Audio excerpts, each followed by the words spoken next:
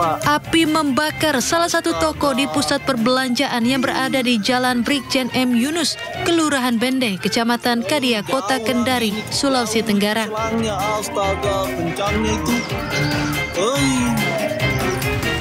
Kebakaran ini bahkan membuat seorang petugas security mall harus dibawa ke rumah sakit karena mengalami sesak nafas akibat menghirup asap saat memadamkan api bersama petugas damkar. Diduga kebakaran akibat korsleting listrik. Dinas Pemadam Kebakaran dan Penyelamatan Kota Kendari mengerahkan seluruh armada dan petugas ke lokasi. Berapa semua perangkat yang ada di kami tinggikan. Karena ini terus terang ini sebetulnya ini skala besar ini. Hanya alhamdulillah sudah kita sudah bisa teratasi sementara. Hingga kini petugas masih melakukan penyelidikan terkait penyebab kebakaran. Dari Kota Kendari, Sulawesi Tenggara, Febriono Tameng melaporkan. Pemirsa, kita awal informasi hari ini, evakuasi korban banjir yang merendam 14 kecamatan setinggi 2 meter di Kabupaten Maros, Sulawesi Selatan berlangsung dramatis. Ya, sementara itu tim SAR harus bertaruh nyawa menyelamatkan para korban banjir. Ayo main perahu-perahu. Di tengah kegelapan malam, tim SAR gabungan mengevakuasi lansia dan anak-anak korban banjir di 5 titik lokasi berbeda di Kecamatan Moncong Loe, Kabupaten Maros, Sulawesi Selatan dengan perahu karet. Minimnya penerangan membuat petugas harus berhati-hati saat melakukan evakuasi warga. Bahkan petugas juga terpaksa menandu wanita lansia untuk keluar dari lokasi banjir. Para korban banjir evakuasi ke tempat aman. Selain melanda pemukiman, warga banjir juga merendam jalan poros setinggi lutut orang dewasa hingga memutus akses kendaraan.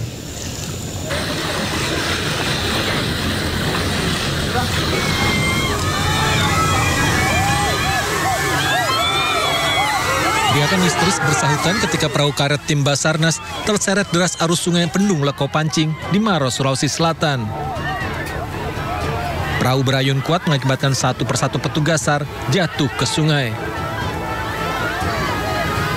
4 orang petugas SAR jatuh ke sungai. Keempatnya berhasil diselamatkan warga dan petugas Babinsa setempat. Peristiwa tersebut terjadi ketika tim SAR berusaha mengevakuasi seorang petani yang terjebak banjir bandang sungai Bendung Leko Pancing. Banjir bandang melanda 14 kecamatan di wilayah Kabupaten Maros setelah hujan deras turun beberapa hari. Ribuan rumah terendam air dengan ketinggian antara 60 cm hingga 2 meter. Baru ini harusnya naik, tadi itu masih bisa dilewati, sekarang nggak bisa. Memang hujan ya Maros atau gimana ini, Dek? Oh iya, 2 hari nggak berhenti hujan, Kak. Itu hujannya memang keras atau gimana, Dek? Hujannya deras, tapi biasa berhenti sebentar baru hujan lagi. Tim SAR melakukan penyisiran di lokasi permukiman. Hujan masih kerap turun mengakibatkan ketinggian banjir terus naik. Sejumlah titik pengungsian telah disiapkan dengan bantuan logistik dan dapur umum. BMKG Makassar memperkirakan cuaca ekstrem masih akan berlanjut beberapa hari mendatang. Curah hujan tinggi dan risiko banjir susulan masih mungkin terjadi. Dari Kabupaten Maros, Sulawesi Selatan, Wahyu Ruslan melaporkan. Masih di Sulawesi Selatan, pemirsa, tanah longsor melanda Kabupaten Sopeng. Ya, akibatnya 8 rumah warga tertimbun serta memutus total akses jalan poros Sopeng Baru.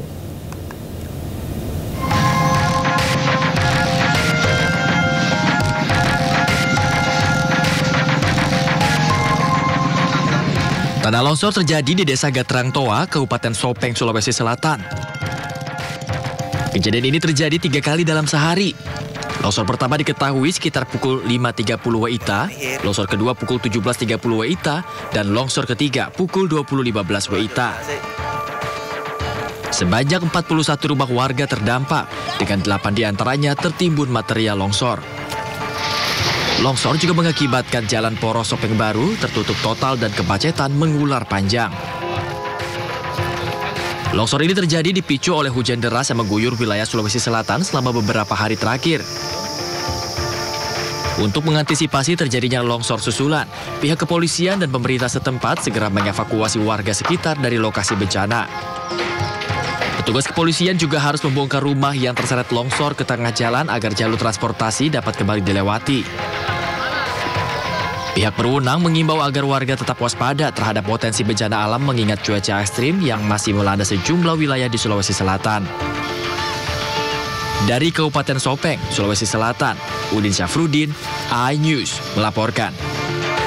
Masih seputar cuaca ekstrim pemirsa, angin puting beliung memporak-porandakan kawasan Tuban, Jawa Timur dan juga Boyolali, Jawa Tengah. Ratusan bangunan rusak, warga diimbau waspada karena cuaca ekstrim diprediksi masih akan terjadi hingga beberapa hari ke depan.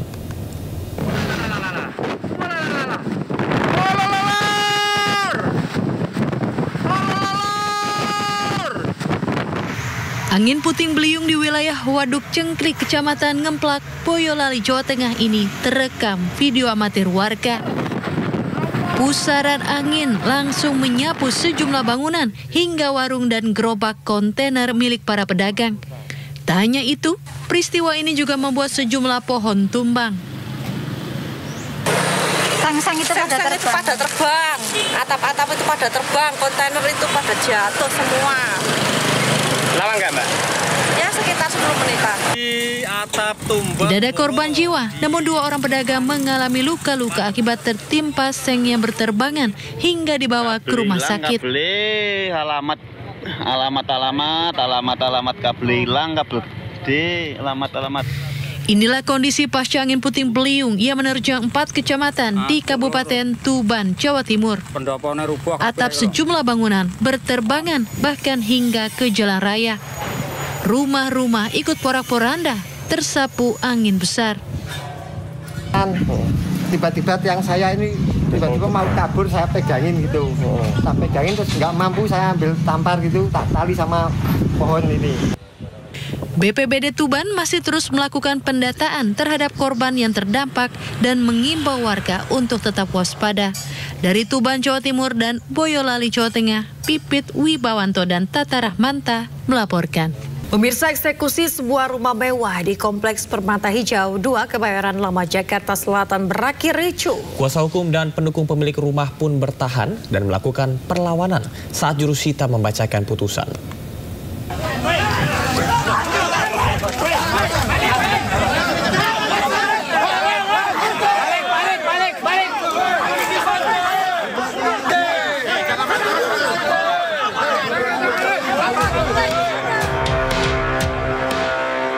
Eksekusi sebuah rumah mewah di Komplek Permata Hijau 2, Kebayoran Lama, Jakarta Selatan berakhir ricuh.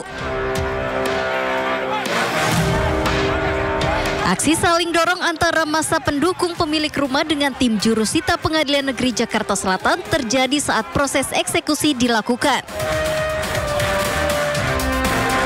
Pemilik rumah mengatakan peristiwa ini berawal dari pinjaman ke salah satu bank swasta sejumlah 3,5 miliar di tahun 2020. Namun secara tiba-tiba bunganya membengkak menjadi 8 miliar lebih. Saya mengajukan kredit 3,6. Malah mereka tambah jadi 4,6. Padahal dengan 3,6 itu mereka tidak ngecek pembukuan kami. Akhirnya jadi totalnya semua 4,6. Tapi setelah itu berbunga-bunga pada saat itu kan 2020 Covid. Akhirnya sekarang tagihannya menjadi 8, something. Dan rumah kami yang harganya puluhan M mau diambil gitu aja. Sementara itu rumah kami misalnya diambil, utang kami pun masih ada. Penolakan ini terjadi karena pemilik rumah masih menjalani proses sidang gugatan perdata di Pengadilan Negeri Jakarta Selatan. Nah, ini udah kami lakukan gugatan ke pengadilan. Sekarang proses bersidang, tahap mediasi. Insya Allah tanggal 18 dan hari Kamis ini sidang kedua. Para pihak hadir. Jadi pihak yang memohon ini hadir. Nah, itu bisa ditafsirkan sendiri ya. Dari dalam gugatan itu para pihak hadir. Oleh karena itu apalagi proses eksekusi ini. Tunggu aja putusan pengadilan. Proses itu akhirnya ditunda sementara untuk mencegah terjadinya hal-hal yang tidak diinginkan. Namun dari data yang ada diketahui dasar hukum penyitaan adalah risalah lelang yang kekuatan hukumnya bersifat tetap atau ingkrah. Dari Jakarta, Helmi Sajangbati, iNews melaporkan. Kita ke informasi berikutnya pemirsa, seorang nenek melaporkan beberapa oknum kepolisian di lingkup Bareskrim usai laporan kasus dugaan penyerobotan tanah miliknya mandek selama 8 tahun. Ditemani tim kuasa hukumnya, Wiwi Sudardi, wanita berusia 69 tahun, asal kota Waringin Barat, Kalimantan Tengah, mendatangi gedung di Divpropam Mabes Polri Jakarta. Sejumlah oknum polisi dianggap lamban memproses laporan dugaan penyerobotan tanah milik keluarganya yang telah dilayangkan sejak 2018 silam. Bahkan oknum polisi tersebut dituding menahan surat-surat asli kepemilikan tanah miliknya dan belum dikembalikan. Adapun luas tanah yang diduga diserobot mencapai 3 hektar. Karena ibu ini sudah gerah dengan laporan yang sudah 8 tahun yang sudah diadukan ke Dirtibidum, akhirnya dia mau ngambil surat itu. Marilah suratku itu, kan nggak ada yang kalian kerjakan. Masa 8 tahun laporan saya mandek begitu? Saya tidak bisa kuasai tanah saya diancam-ancam oleh bupati, saya diancam-ancam oleh orang-orangnya bupati begitu kan, karena namanya orang kecil. Datang Mabes Polri tidak mau memberikan. Ya datang ke sini untuk mengambil hak milik tanah saya. Nah, seperti surat-surat yang berharga. Itulah satu yang berharga peninggalan almarhum Pak saya untuk anak-anaknya ya. Satu itu. Yang kedua, kami sudah capek menunggu dan menunggu, tapi tidak ada keputusan. Pemirsa, ratusan sopir dari berbagai aliansi berdemonstrasi di depan Pelabuhan Internasional Bongkar Muat Tanjung Priok, Jakarta. Salah satu tuntutan mereka, penindakan terhadap pelaku pungli yang kerap terjadi dan merugikan para sopir.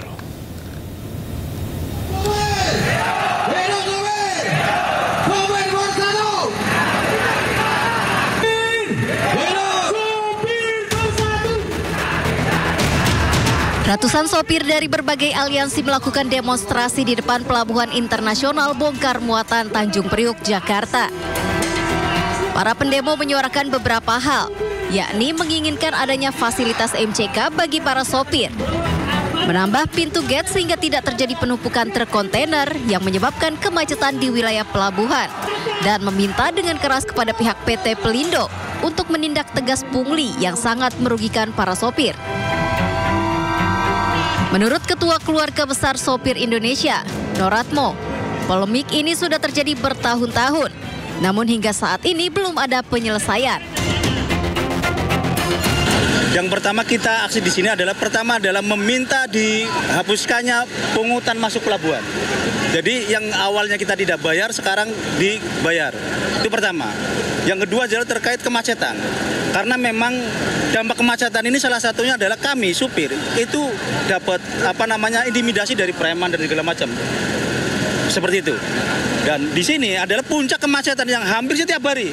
Kita mengakui Jakarta itu macet, tapi di NPCT ini tiap hari. Tidak kayak pelabuhan-pelabuhan yang lain. Yang berikutnya adalah terkait bongkar muat. Bayangin, sekelas pelabuhan internasional, bongkar muatnya itu sampai 15 jam kita di dalam. Sampai 15 jam menunggu. Ini kan berdampak kepada kami, ya kan, dan pastinya kepada customer-customer di sana. Kita sering dikomplain karena barangnya telat dan segala macam. Para pendemo menyampaikan jika tuntutan mereka tidak direalisasikan, mereka akan kembali melakukan aksi demonstrasi serupa.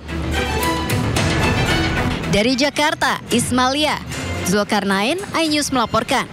Dan terakhir ini pemirsa, ada kasus di mana seorang wanita penumpang pesawat mengamuk mengetahui perhiasan emas yang disimpan di kopernya hilang saat tiba di Bandara Haluoleo, Kendari, Sulawesi Tenggara. Ya, dari hasil penyelidikan, ini Yasmin juga pemirsa, perhiasan emas dicuri petugas bagasi di Bandara Sultan Hasanuddin Maros, Sulawesi Selatan.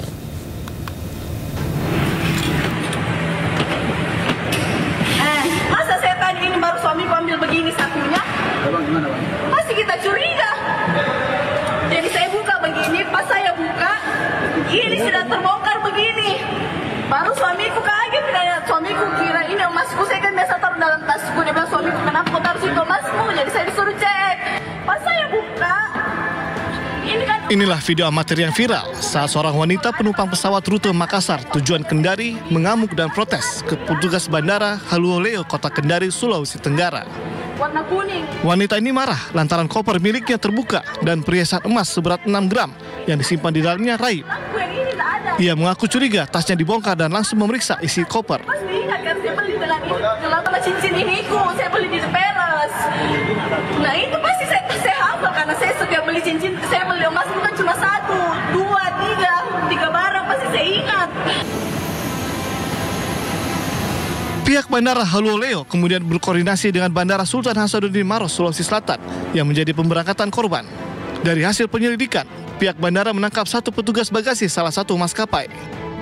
Petugas juga tengah memeriksa 3 saksi dan mengamankan barang bukti berupa kalung dan cincin emas milik korban. Sudah diamankan salah satu yang terduga dari pelaku yang mengambil perhiasan di koper wanita tersebut. Dan artinya itu kejadian memang di Bandara Hasanuddin Makassar ya, Dan? Betul, jadi kejadiannya di Bandara Hasanuddin Makassar karena yang korban itu kan dari Makassar menuju ke Kendari. Jadi hasil dari interogasi Polsek Bandara, kemudian hasil penyelidikan CCTV semua, ditemukan bahwa terduga pelakunya ada di Bandara Hasanuddin Makassar. Polsek kawasan Bandara Sultan Hasanuddin masih mengembangkan pencurian barang milik penumpang pesawat ini. Sementara pihak bandara selalu mengingatkan agar calon penumpang tidak menyimpan barang berharga seperti perhiasan di koper atau tas yang akan masuk ke bagasi pesawat. Dari Maros, Sulawesi Selatan, Wahyu Ruslan, iNews melaporkan. Ya, pemirsa, jika tadi berita terkait dengan pencurian perhiasan yang menimpa penumpang pesawat, informasi berikutnya terkait dengan kasus pencurian yang melibatkan seorang asisten rumah tangga dan juga sopir pribadi. Ya, ini pelaku nekat mencuri uang majikannya senilai 800 juta rupiah di Penjaringan, Jakarta Utara.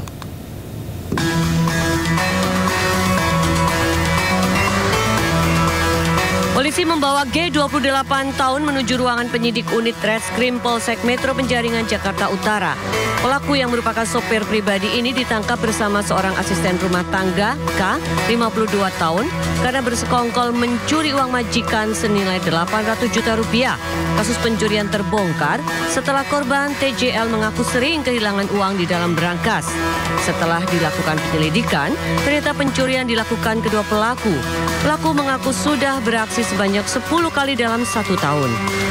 Jadi pada saat kosong, rumah itu kosong, dia masuk ke kamar, kan seperti biasa, tugas RT mungkin dia membersihkan kamarnya ya, kamar majikannya. Lalu ya karena dia sudah pernah tahu dan dia melihat kunci tersebut, lalu diambil juga tersebut dan dia sampaikan minta tolong ke supir untuk menukarkan. Kedua pelaku mengaku uang curian digunakan untuk membeli minibus, emas, dan selebihnya dikirim ke keluarga di kampung. Keduanya pun dijerat dengan pasal pencurian dan terancam hukuman 9 tahun penjara. Dari Jakarta, Sofian Firdaus, iNews melaporkan. Pemirsa, pasangan suami istri ditangkap karena menjadi komplotan curanmor yang meresahkan di Palmerah, Jakarta Barat. Ya, keduanya berperan sebagai penadah sepeda motor curian.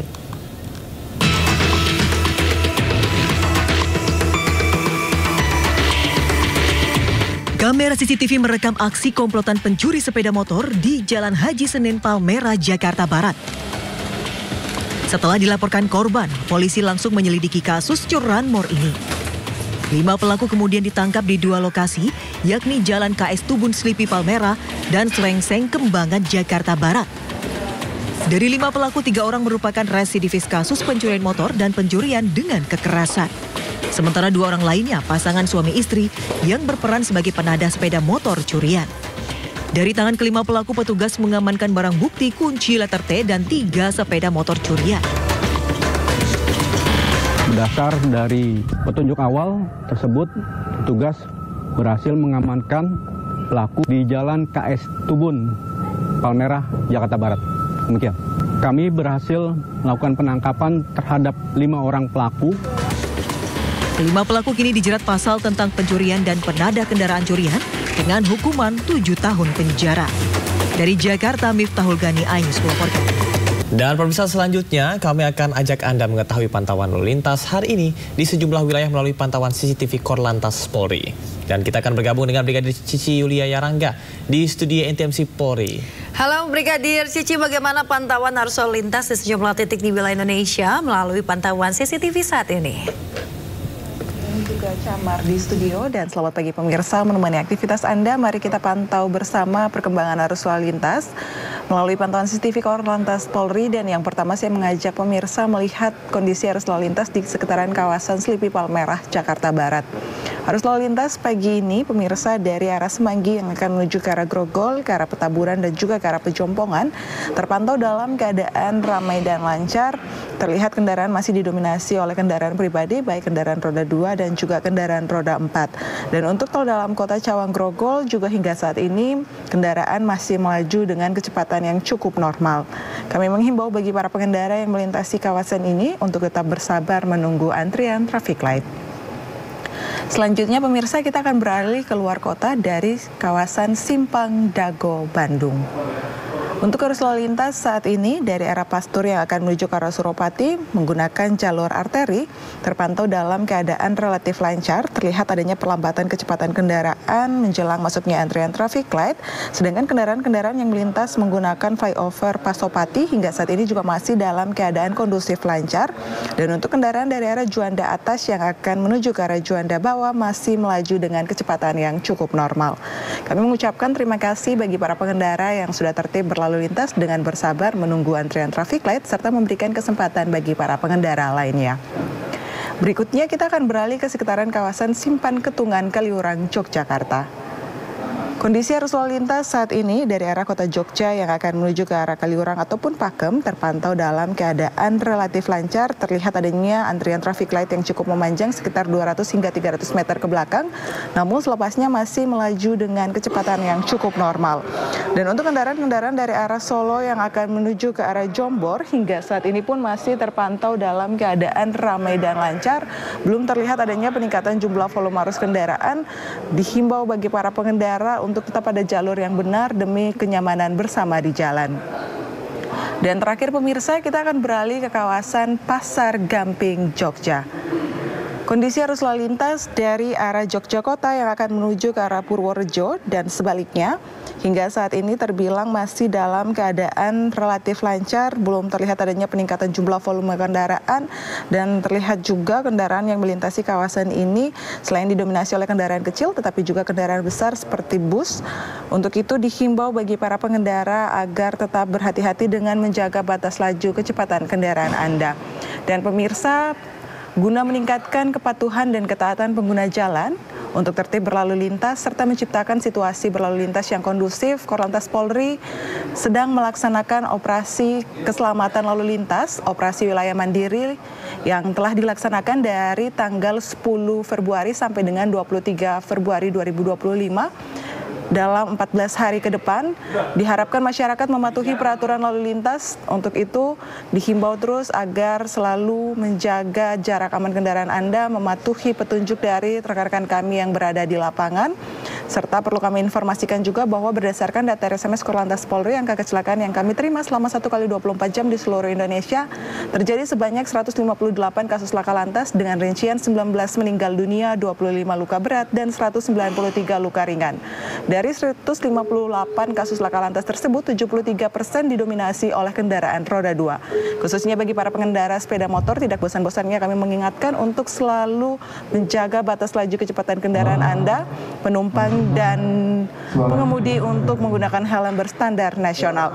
Demikian Camar dan Yasmin yang dapat kami bagikan langsung dari studio NTMC Polri bersama saya, Brigadir Cici. Baik, terima kasih Brigadir Cici Arangga atas laporan Anda dari berbagai wilayah di Indonesia melalui pantauan CCTV. Selamat bertugas kembali dan salam presisi. Pemirsa, terkait kisruh pagar laut di Tangerang, Menteri ATR Kepala BPN Nusron Wahid menyatakan telah melakukan investigasi internal. Ya, selain membatalkan hak atas tanah di wilayah Laut Tangerang, Nusron juga mencabut lisensi kantor jasa survei serta memecat 6 pegawai dan sanksi berat pada 2 pegawai.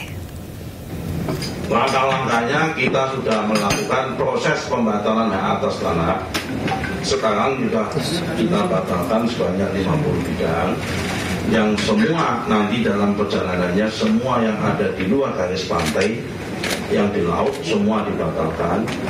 Kemudian kita sudah melakukan penegakan disiplin melalui rekomendasi pencabutan lisensi KJSP, RMLP yang melakukan pengukuran. Kemudian yang nomor 2 adalah kita telah memberikan sanksi berat berupa pembebasan dan penghentian dari jabatan 6 pegawai dan sanksi berat kepada 2 pegawai. Sudah kita lakukan dan posisinya saat ini baik Dirtipiter maupun Dirtipidum sudah melakukan proses. Ya, kali ini Asmin juga pemirsa kita beralih ke informasi mengenai kasus pagar laut ilegal sepanjang 3,3 km yang berada di pesisir Desa Segarjaya, Kecamatan Tarumajaya, Bekasi, Jawa Barat akhirnya dibongkar. Ya, pembongkaran pagar laut ilegal dilakukan mandiri oleh PT Tunas Ruang Pelabuhan Nusantara dan ditargetkan selesai pada 10 hari ke depan dengan mengerahkan 1 alat berat.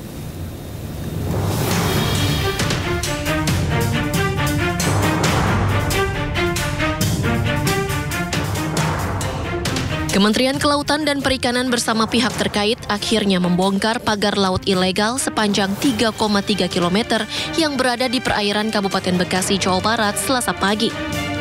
Pembongkaran dilakukan secara mandiri oleh PT Tunas Ruang Pelabuhan Nusantara atau TRPN selaku pemilik pagar laut dengan mengerahkan 1 alat berat eskavator serta belasan pekerjanya untuk mencabut 1 persatu bambu yang memancang di dalam perairan serta mengeruk dan membongkar tanggul yang terbuat dari tanah laut.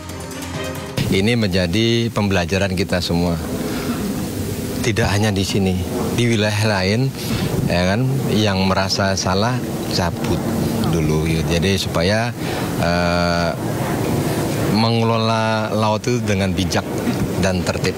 Kami diskusi dengan bank, lawyer, menyampaikan, Bang, karena bank yang memasang sebaiknya dari pihak perusahaan yang melakukan pembongkaran. Setuju beliau.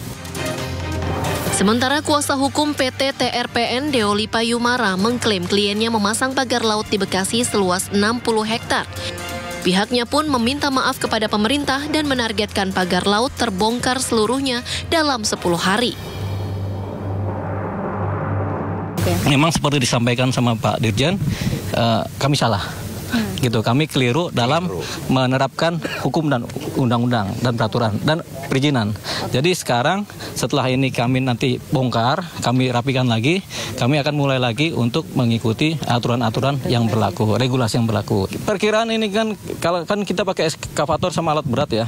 Jadi mudah-mudahan nggak lama lah, paling 10 hari udah rapi semua. Harapannya paling lambat 10 hari. Adapun sanksi utama yang dikenakan PT TRPN meliputi denda administratif yang akan diterapkan setelah perhitungan oleh Kantor Jasa Penilai Publik atau KJPP. Pembongkaran struktur ilegal dan pemulihan fungsi ruang laut guna mengembalikan akses nelayan tetap terbuka. Jadi kami pemerintah Provinsi Jawa Barat tentu mengapresiasi ya apa yang dilakukan oleh TRPN dengan melakukan pembongkaran pagar yang dianggap pagar laut itu secara mandiri.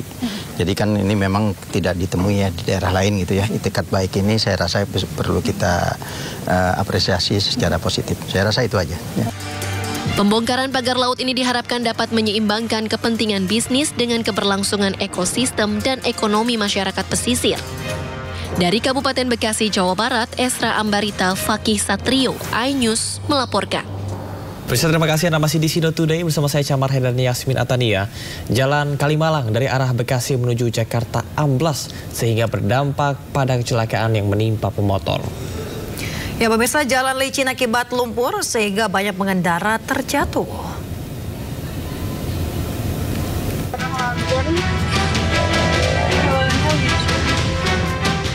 Video amatir merekam detik-detik sejumlah pemotor yang terjatuh saat melintas di Jalan Kalimalang, Bekasi Selatan, Bekasi, Jawa Barat. Pengendara tergelincir dan terluka ringan karena jalanan licin akibat ceceran tanah merah atau lumpur proyek pipa air bersih di sepanjang Jalan Kalimalang menuju Jakarta. Selain licin akibat lumpur, jalan juga amblas di bagian tengah sepanjang 4 meter, tepatnya depan komplek Bumi Satria Kencana. Tapi ya sih pagi sore, kadang malam ada. Itu kalau pengendara motornya pada gimana, Bu? Luka atau gimana? Luka ringan sih, paling lecet. Motor pada rusak, Bu? Motor rusak. Apa sih, Bu? Ini ada galian apa sih, Bu?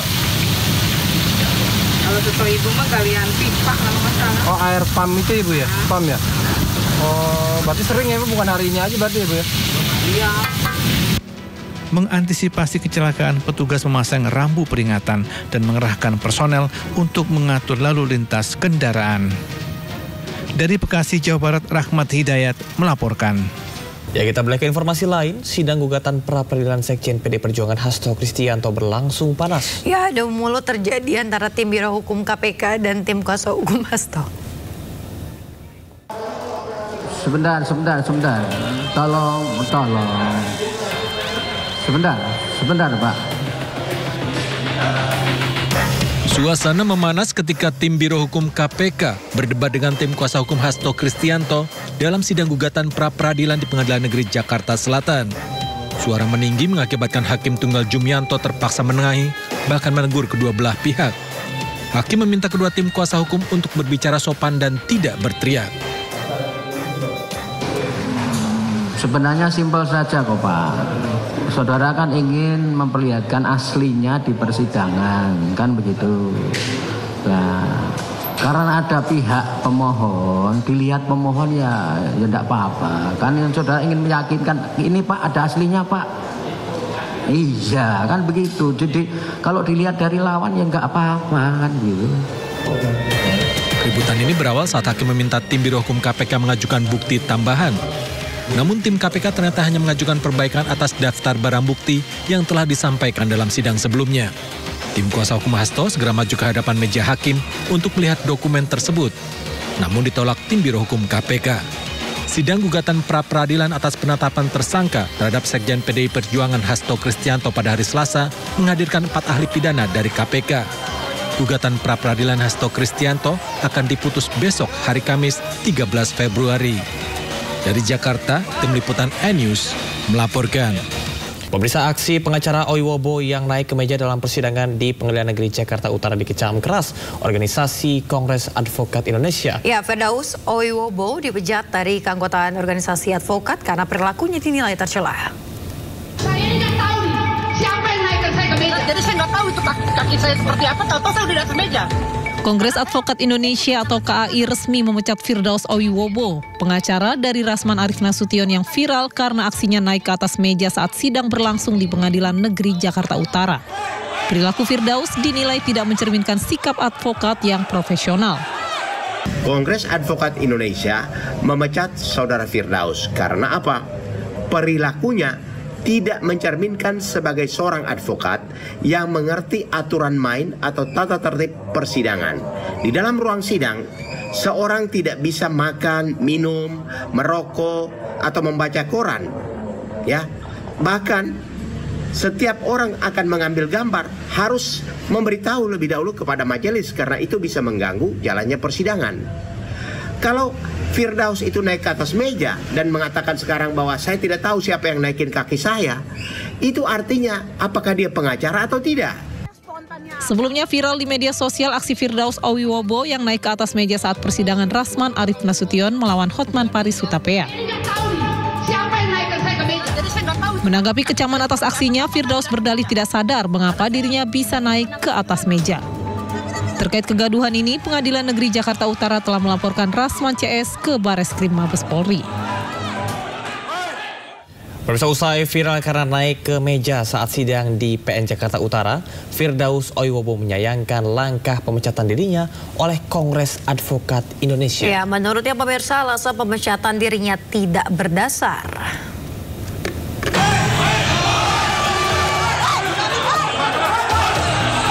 Firdaus Oiwobo, pengacara yang mendampingi Rasman Arif Nasution saat sidang di Pengadilan Negeri Jakarta Utara mengungkapkan rasa kecewa atas pemecatan dirinya oleh Kongres Advokat Indonesia. Firdaus menilai pemecatan tersebut dilakukan tanpa dasar yang jelas. Menurutnya, jika dirinya memang dianggap melanggar, harusnya ada proses pemeriksaan terlebih dahulu. Adapun saya naik ke meja, itu kan saya spontan karena melihat pegawai pengadilan yang saya anggap itu bukan PAMDAL, ya, dan jaksa yang masuk terlalu riuh ripah dan memprovokasi yang mengatakan bahwa dia ada keributan.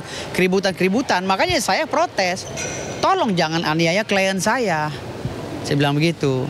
Tetapi itu spontanitas sifatnya. Saya naik, lalu jaksa menunjuk saya, suruh turun, saya turun. Karena saya... Nama Firdaus Owiwowo menjadi sorotan usai aksinya naik ke atas meja saat persidangan di Pengadilan Negeri Jakarta Utara. Tim Liputan iNews melaporkan. Sementara itu pemirsa, kasus pagar laut ilegal di Tangerang masih dalam proses penyidikan. Barreskrim Polri pun telah memeriksa 44 saksi termasuk Kepala Desa Kohod Arsin yang kini masih dicari keberadaannya.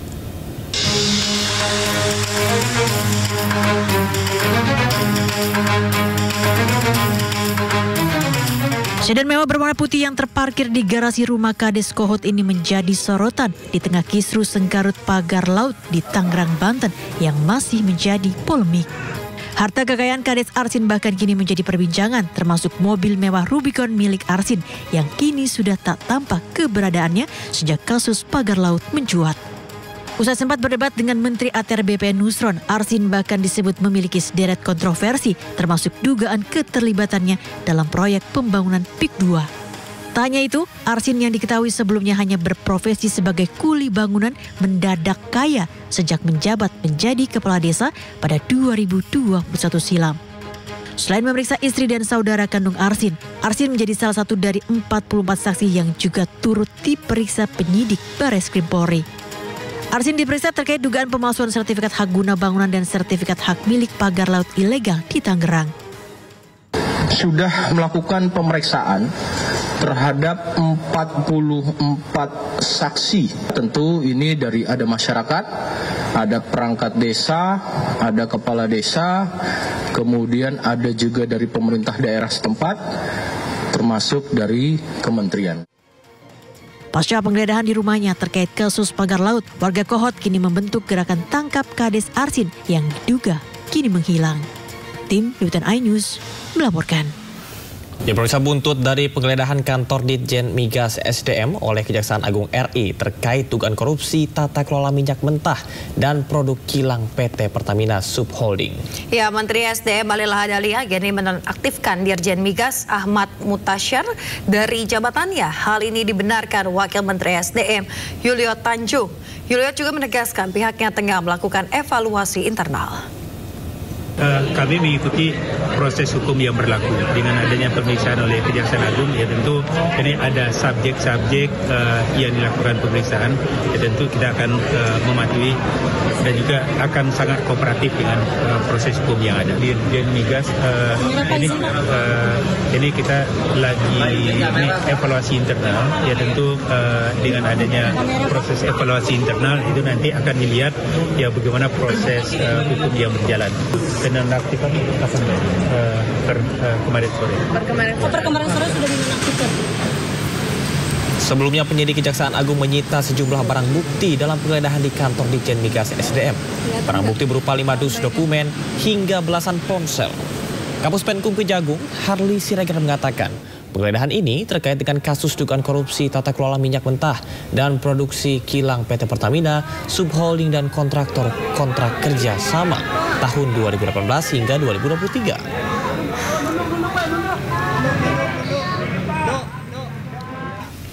Pemirsa, Menteri Pertahanan Syafri Samsudin melantik 6 staf sus di Kementerian Pertahanan sekaligus pemberian anugerah Satya Lencana Dharma Pertahanan. Ya, salah satu staf sus yang dilantik selebritas Deddy Corbuzier yang akan menangani bidang komunikasi sosial dan publik.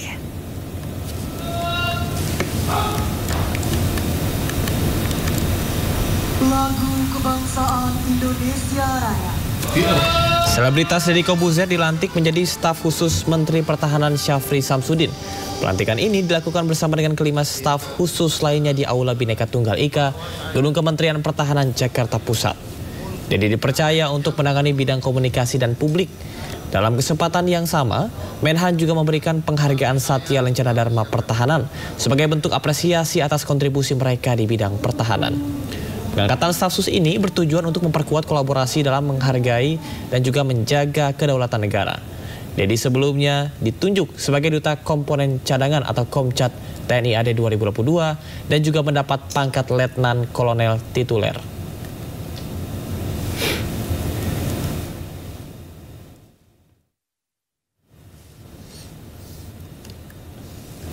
Sebelumnya Presiden Prabowo Subianto menegaskan negara sedang berupaya menghemat anggaran demi kepentingan rakyat yang lebih luas. Ya, bahkan Presiden menyebut ada pihak-pihak yang melawan kebijakan efisiensi anggaran.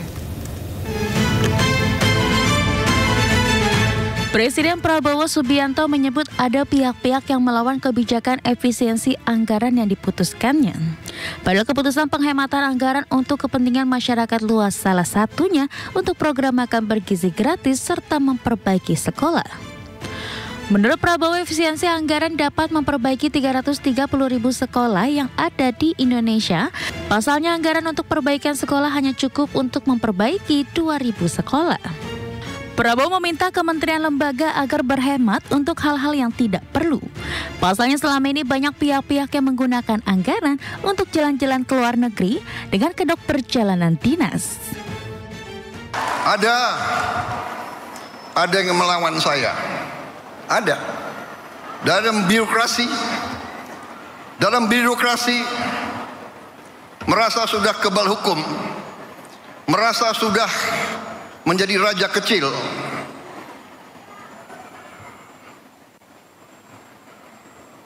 Ada. Saya mau menghemat uang itu untuk rakyat. Kita punya 330.000 sekolah. Anggaran untuk perbaikan sekolah hanya cukup untuk memperbaiki mungkin 20.000 sekolah. Berapa tahun kita mau selesaikan 330.000 sekolah?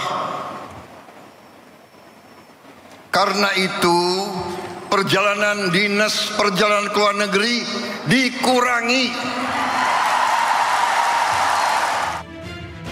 Keputusan pemerintah dalam melakukan efisiensi anggaran itu tertuang dalam Instruksi Presiden Nomor 1 Tahun 2025 tentang efisiensi belanja dalam pelaksanaan APBN dan APBD 2025. Dalam Inpres tersebut, Presiden Prabowo menargetkan total penghematan anggaran negara sebesar Rp306,69 triliun yang berasal dari belanja kementerian lembaga sebesar Rp256,1 triliun dan Rp50,59 triliun dari dana transfer ke daerah.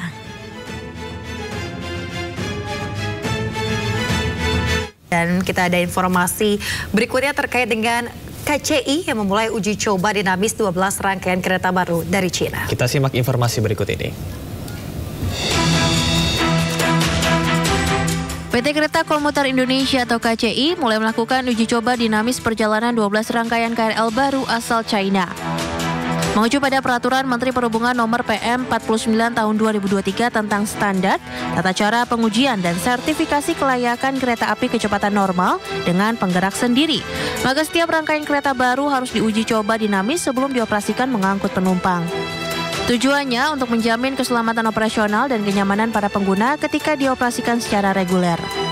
Adapun tujuan dilakukan uji dinamis ini antara lain untuk menjamin keselamatan operasional kereta, menguji performa kereta, kemudian memastikan kenyamanan penumpang dan memastikan kelaikan operasional. KAI Komuter dan Kementerian Perhubungan serta PT KAI terus berkoordinasi selama proses uji dinamis ini berlangsung. Uji coba dinamis 12 rangkaian KRL baru mendapat respon positif dari sejumlah pengguna. Mereka berharap seluruh armada rangkaian yang sudah tidak layak pakai bisa segera diganti dengan yang baru demi kenyamanan dan keselamatan penumpang. Bagus banget sih, soalnya baru pertama kali ini KAI Komuter mesen kereta baru, kebetulan dari Cina barangnya. Uji coba dinamis akan dilakukan di luar jam sibuk dengan menempuh jarak sejauh 4.000 km dari stasiun Jakarta Kota menuju stasiun Bogor. Dengan dioperasikannya KRL baru diharapkan dapat memenuhi tingginya kebutuhan para pengguna setiap moda transportasi komuter lain agar tidak terjadi lagi aksi berdesak-desakan saat jam sibuk pagi dan sore hari.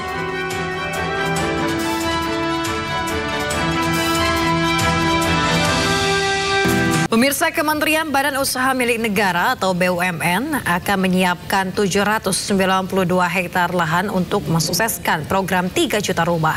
Ya, di atas lahan 792 hektar tersebut akan dibangun 123.000 unit rumah.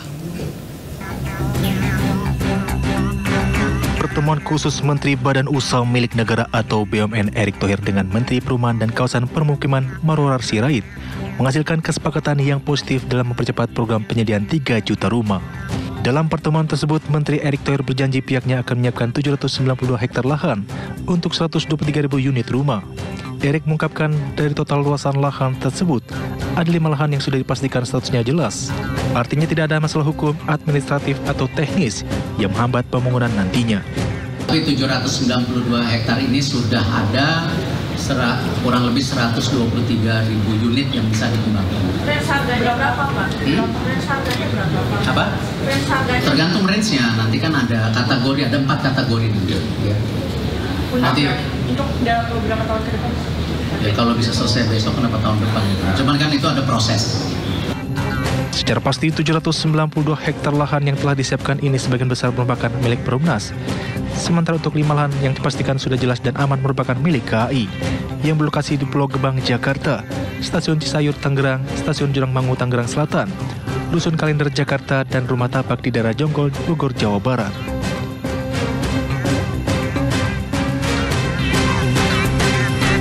Pemirsa, pemerintah masih terus menggodok rencana kenaikan tarif iuran Jaminan Kesehatan Nasional atau JKN yang diselenggarakan oleh BPJS Kesehatan. Dalam rapat kerja dengan Komisi 9 DPR RI, Ketua Dewan Jaminan Sosial Nasional Nunung Nuriantono mengungkapkan kenaikan iuran program JKN sedang dipersiapkan oleh tim penetapan manfaat, tarif, dan iuran jaminan kesehatan. Nantinya Dewan Jaminan Kesehatan Nasional akan bersurat kepada Presiden Prabowo Subianto terkait dengan usulan penyesuaian iuran JKN. Meski demikian, Nunung menilai perlu pertemuan khusus antara tim penetapan manfaat, tarif, dan iuran jaminan kesehatan dengan Komisi 9 DPR RI terkait dengan penjelasan hasil perhitungan aktuaria sebelum penetapan penyesuaian iuran melalui Perpres. September ke Oktober kami menyusun asumsi karena diperlukan asumsi-asumsi yang sangat ketat dan realistis untuk kita bisa menghitung formula iuran JKN dan menyepakati baseline perhitungan aktuaria. Bulan November yang lalu kami mulai mencoba mengeksersis, menghitung proyeksi iuran berdasarkan aspek penerimaan aset neto dan penerimaan iuran sampai pada bulan Desember, dan yang terakhir yang perlu kami sampaikan pada Ibu Bapak sekalian, pada bulan Januari kami dibantu oleh konsultan independen bersama BPJS Kesehatan, Kementerian Kesehatan, dan Kementerian Keuangan sudah mulai melakukan perhitungan aktuaria, manfaat, tarif, dan iuran JKN. Tapi kami belum selesai, Bapak sekalian. Harapannya mudah-mudahan bulan Februari ini kami bisa menyelesaikan. Karena cukup intensif kami melakukan pertemuan agar betul-betul berbagai pertimbangan yang kami sampaikan tadi masuk di dalam pemodelan dan betul-betul realistis untuk bisa ditetapkan. Pemirsa, beralih ke informasi lainnya, bertubuh mungil dan berekor gondrong hingga mencapai 1,5 meter membuat si ayam yang berasal dari negeri Sakura ini pun diburu para kolektor unggas hias. Ya, bagaimanakah keindahan serta cara pembudidayaannya di Indonesia? Berikut liputannya untuk Anda.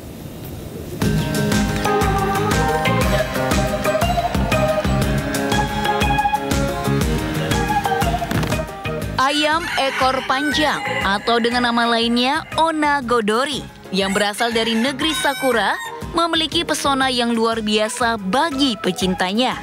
Bertubuh mungil dan memiliki ekor gondrong yang panjangnya hingga mencapai 1,5 meter, membuat ayam ini pun diburu para kolektor ayam hias yang berimbas kesejahteraan pembudidayanya. Taufik salah satunya, pemuda asal Palembang, Sumatera Selatan, tepatnya di Jalan Siarang, Kecamatan Sako, berhasil membudidayakan ayam ekor panjang sejak 3 tahun terakhir.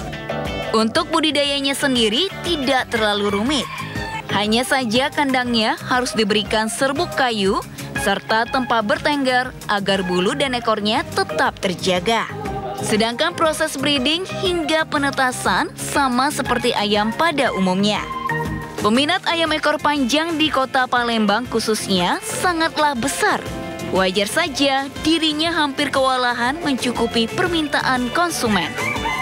Untuk anakan ekor panjang ini, ketika dia menanjak dewasa sampai dia udah buntutnya sudah menyentuh tanah, itu kita harus dilatih untuk bertengger. Nah, kenapa harus bertengger? Karena biar butuhnya nggak rusak. Untuk jaga ekornya. Jarang ada di Kito Palembang ini, sudah tuh unik. Buntutnya panjang. Oh, ekornya panjang aja. Koleksi kita banyak Pak di rumah Pak? Adalah Cak berapa ekor, cuman tidak ada banyak. Kita bukan breeding Pak, jadi karena hobi jadi ini. Oh, satu aja ya? Yang jantan terutama Pak ya? Iya, jantan. Dalam 1 bulan, Taufik mampu meraup keuntungan 3 hingga 5 juta rupiah. Dengan harga anakan ayam ekor panjang dibanderol mulai dari Rp100.000 per pasang. Sedangkan untuk yang dewasa dibanderol dengan harga mulai 1 juta per pasangnya. Dari Palembang, Sumatera Selatan, Erwin Setiawan, iNews melaporkan. Kita ke informasi kuliner pemirsa. Lempah kuning, kuliner legendaris khas Bangka Belitung, kini memanjakan lidah pemburu kuliner di kota Palembang. Ya, resto pindang di Jalan Voli Lorok Pakjo Palembang ini menjadikannya menu andalan yang membuat penasaran warga bumi Sriwijaya. Dan berikut kami hadirkan liputan selengkapnya hanya untuk Anda.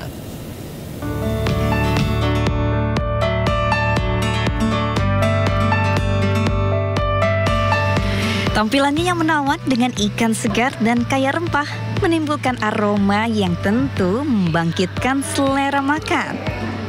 Ya, inilah lempah kuning yang rasanya asam, pedas, serta gurih.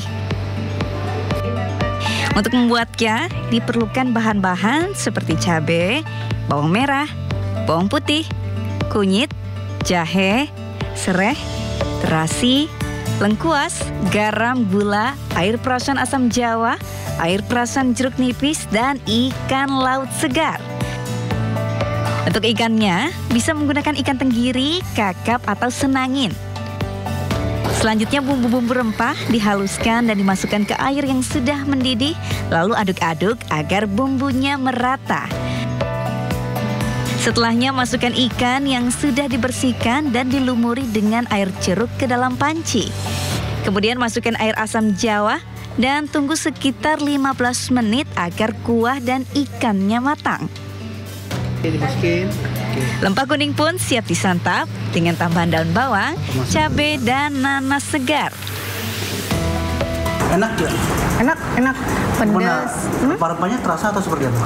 Bumbunya terasa, kental, terus juga pedas, asam, manisnya pas. Biasanya kita makan sama siapa di sini? Sama teman, kadang sama keluarga, kadang sama anak-anak. Udah langganan sih. Untuk bisa makan lempah kuning, pengunjung perlu merogoh kocek Rp65.000 per porsi. Pelanggan baru itu datang carinya lempah kuning karena mau cobain lempah kuning. Nah, dan biasanya mereka juga lebih suka lempah kuning itu karena dia lebih banyak bumbu, lebih beraroma, lebih segar, lebih pedas. Nah pemirsa, jika Anda penasaran dengan menu yang satu ini, Anda dapat datang langsung ke resto di Jalan Voli Lorok Pakjo, Palembang. Dari Palembang, Sumatera Selatan, Bambang Irawan, iNews melaporkan.